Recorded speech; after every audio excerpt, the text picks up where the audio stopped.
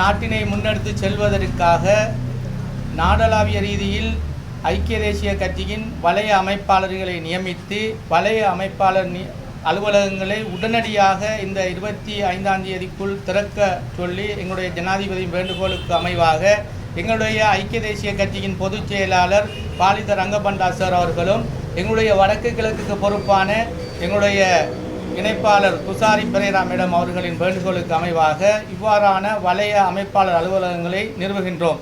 நீங்கள் நினைப்பீர்கள் இது என்னத்துக்காக இவ்வாறான அமைப்பாளர் அலுவலகங்கள் நிறுவப்படுகின்றது என்று.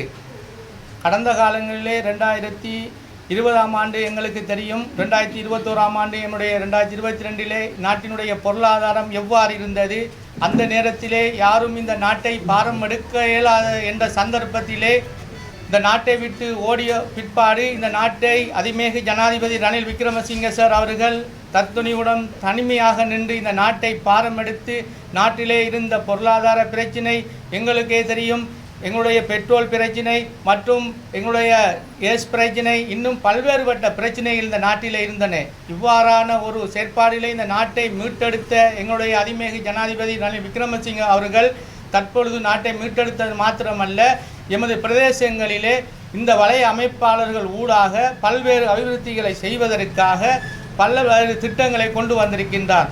அமைப்பாளர் ஊடாக வீதிகள், வேலை வாய்ப்புகள், வெளிநாட்டு வேலை வாய்ப்புகள், அது மாத்திரமல்ல குறிப்பாக செல்ல போனால் இன்னும் ஒரு 10 நாட்களுக்குள் எங்களுடைய பலில் நான் அவர்கள் எங்களுடைய பிரதேச செயலகத்தின் ஒரு அபிவிருத்தி குழு இணைப்பாளராக கூட நியமிக்கப்படுகின்றார்.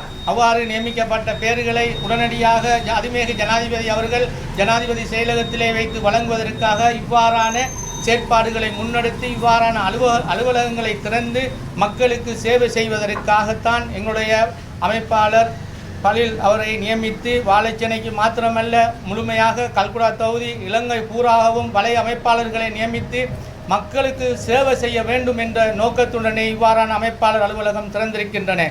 இது தொடர்ந்து இந்த அமைப்பாளர் அலுவலகம் வலய அமைப்பாளர் அலுவலகம் திறந்திருக்கும். உங்களுடைய பிரச்சனைகள் உங்களுடைய என்ன வகையான பிரச்சனைகளாக இருந்தாலும் எங்களுடைய வலய அமைப்பாளர் பலில் நான் அவர்களிடம் வந்து நீங்கள் பேசி உங்களுடைய காகிதங்களை கொடுத்து ஜனாதிபதியின் கவனத்துக்கு கொண்டு வந்து உடனடி தீர்வினை பெற்றுக்கொள்வதற்காக எங்களுடைய பலில் நான் அவர்களை அதிமேக ஜனாதிபதி இந்த வாழைச்சேனை பிரதேசத்துக்கு வலய அமைப்பாளராக நியமித்திருக்கின்றார். உங்களுக்கு ஏற்படுகின்ற சகல விதமான பிரச்சனைகளையும் எங்களுடைய அமைப்பாளர் ஒரு சமூக செயற்பாட்டாளர், உங்களுக்கு எல்லோருடையும் அன்பாகவும் பண்பாகவும் பழகக்கூடிய ஒரு நல்ல மனிதர்.